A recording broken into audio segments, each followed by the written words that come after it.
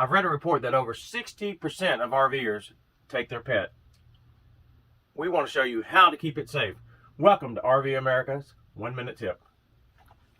Today I want to show you a sheet we use, a laminated sheet that we use, that we put on the window when we leave. It says, in case of emergency, please save our pet. It also allows you to put a number of dogs you have, or cats, or other, and also you wouldn't forget to put your emergency number down there.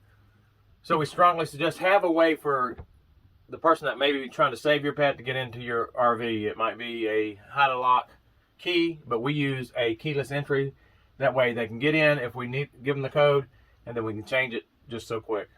If you like this video, please consider watching our playlist on other 1 minute tips. It's right there at the top. And a great video to watch is No Regrets RVing with 3 Pets. And if you do want to subscribe, just hit this round logo button. It's free. Until next time, God bless and many safe travels. And go RV America.